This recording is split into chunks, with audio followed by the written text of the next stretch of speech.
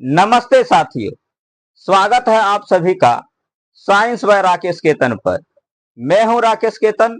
तो चलिए शुरू करते हैं आज की कक्षा। आज हम लोग अम्ल का धातु के कार्बोनेट के साथ अभिक्रिया देखेंगे।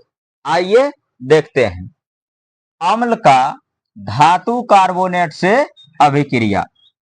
यदि अम्ल किसी धातु कार्बोनेट से अभिक्रिया करता है तो बनने वाले उत्पाद लवण यानी कि सॉल्ट, कार्बन डाइऑक्साइड तथा जल होते हैं। तो जब कोई अम्ल धातु कार्बोनेट से अभिक्रिया करता है तो बनने वाला जो उत्पाद है उनमें से एक लवण होता है, कार्बन डाइऑक्साइड गैस होता है तथा जल होता है। आप इस अभिक्रिया को इस रूप में भी लिख सकते हैं। उदाहरण को समझने से पहले आइए समझते हैं धातु कार्बोनेट को।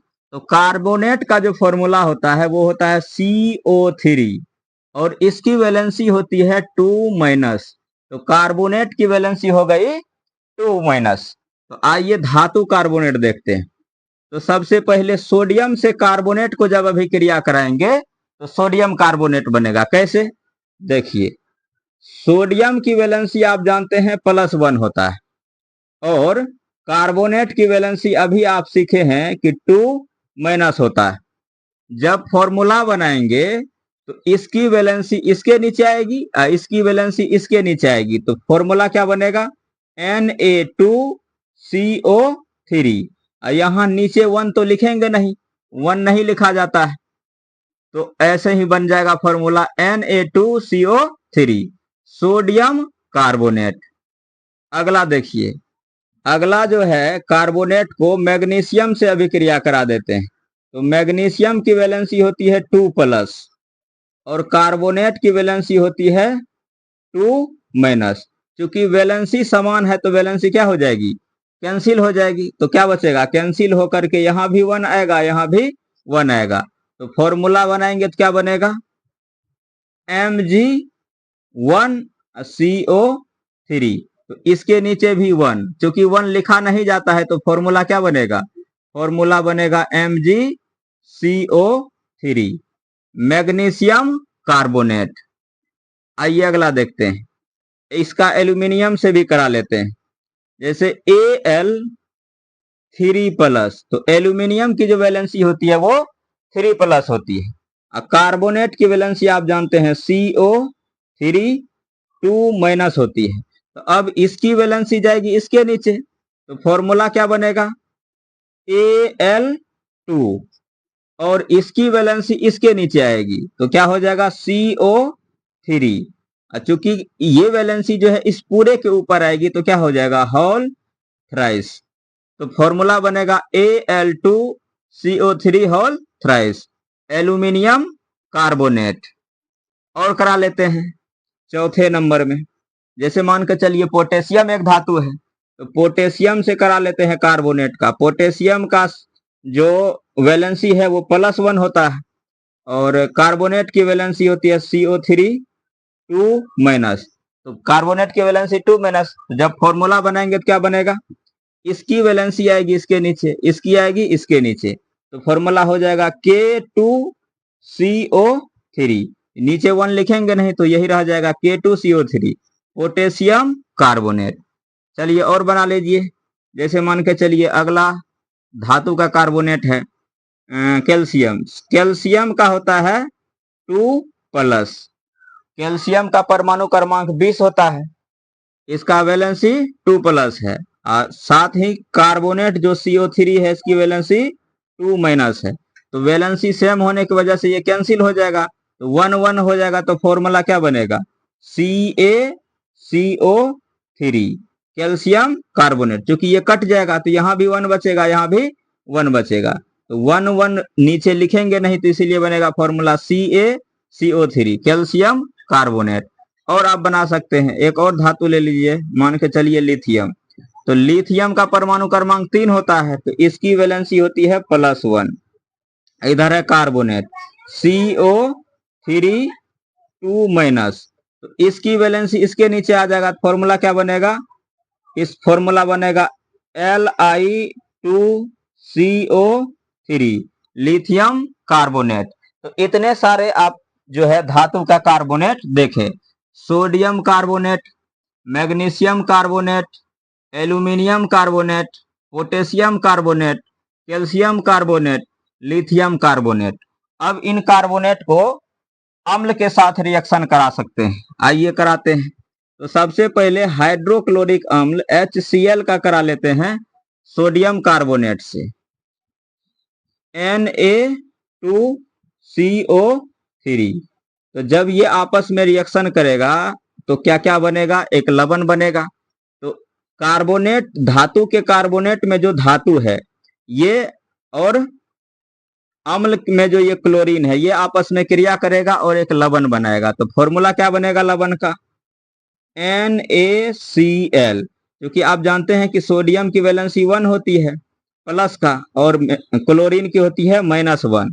तो इसकी वैलेंसी इसके नीचे, इसकी वैलेंसी इसके नीचे जाएगा, तो फॉर्मूला हो जाएगा NaCl, सोडियम क्लोराइड। और साथ में क्या बनेगा, साथ में बनेगा CO2, कार्बन डाइऑक्साइड गैस। और साथ में क्या बनेगा, जल। ये तो फिक्स है कि कार्बन डाइऑक्साइड और जल बनेगा ही। आइए और एक एग्जाम्पल देखिए अगला। अच्छा, इसका नाम लिख दीजिए, ये है सोडियम क्लोराइड। तो सोडियम क्लोराइड लवण बना जब हाइड्रोक्लोरिक अम्ल और सोडियम कार्बोनेट अभिक्रिया किया, तो बनने वाला जो लवण है वो सोडियम क्लोराइड है, साथ में कार्बन डाइऑक्साइड गैस और जल भी बना है। ये सोडियम कार्बोनेट है, यहां भी इसका नाम लिख लीजिए सोडियम कार्बोनेट, कार्बोनेट। तो ये हो गया सोडियम कार्बोनेट।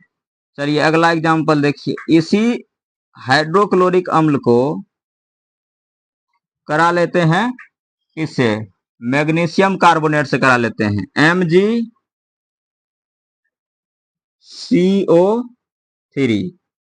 तो इसका जो मैग्नीशियम है वो हाइड्रोक्लोरिक अम्ल के क्लोरीन से करेगा, तो फॉर्मूला क्या बनेगा,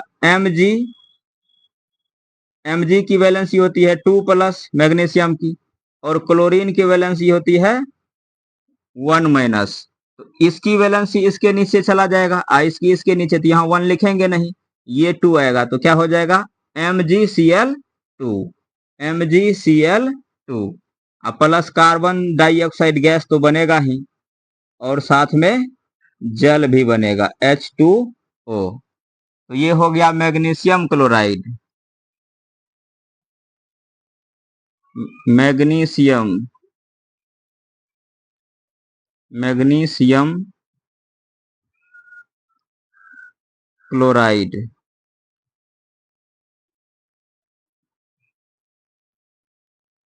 मैग्नीशियम क्लोराइड, यह है मैग्नीशियम कार्बोनेट, मैग्नीशियम कार्बोनेट।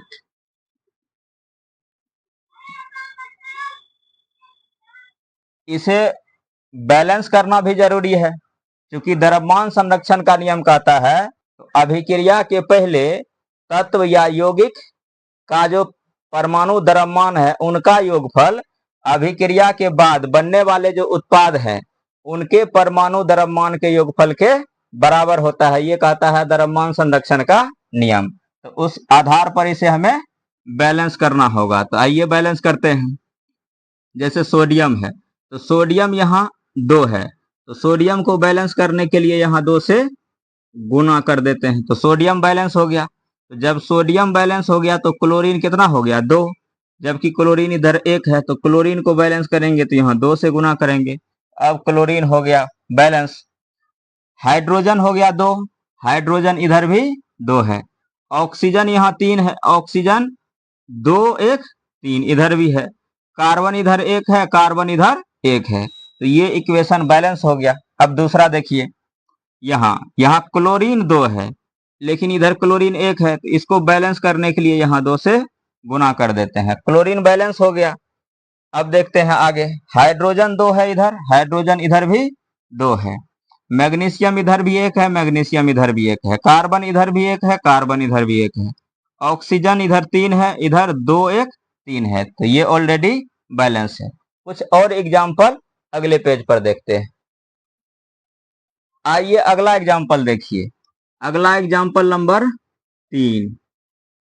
इस बार H2SO4 सल्फ्यूरिक अम्ल को करा लेते हैं रिएक्शन किसके साथ? सोडियम कार्बोनेट से ही करा लेते हैं। सोडियम कार्बोनेट Na2CO3, तो सोडियम कार्बोनेट से करा लेते हैं तो क्या होगा? तो यहाँ एक लवण बनेगा, तो लवण जो बनने वाला होगा वो सोडियम जो है सल्फेट के साथ करेगा रिएक्शन। तो देखिए क्या लवण बनेगा, सोडियम का वैलेंसी होता है +1 और इधर सल्फेट SO4 की वैलेंसी होती है 2-, तो इसकी वैलेंसी इसके नीचे आएगी, तो यहाँ क्या लग जाएगा? 2 लग जाएगा। थोड़ा अच्छे से लिख देते हैं, 2 लगेगा SO4, क्योंकि इसकी वैलेंसी क्या होती है 2-, तो ये वैलेंसी इसके नीचे आ गया, ये वैलेंसी इसके नीचे आएगा तो 1 लिखा नहीं जाता है, तो फॉर्मूला बनेगा Na2SO4। साथ में क्या बनेगा? साथ में बनेगा कार्बन डाइऑक्साइड गैस CO2, और क्या बनेगा? जल H2O। इसे बैलेंस कर लेते हैं, तो बैलेंस करने के लिए क्या करेंगे? सोडियम इधर 2 है, इधर भी सोडियम 2 है, इधर ऑक्सीजन हो गया 4 3 7, इधर हो गया 4 2 6 1 7, हाइड्रोजन इधर हो गया 2, इधर भी हाइड्रोजन है 2, सल्फर इधर है 1, इधर भी सल्फर है 2, कार्बन इधर है 1, इधर भी कार्बन है 1। तो ये इक्वेशन पहले से बैलेंस है, संतुलित है। तो इसमें जो ये लवण बना है इसका नाम क्या है? Sodium sulphate. Sodium sulphate. ये क्या है? ये है सल्फ्यूरिक अम्ल। सल्फ्यूरिक अम्ल किससे अभिक्रिया किया है? Sodium carbonate. Sodium carbonate.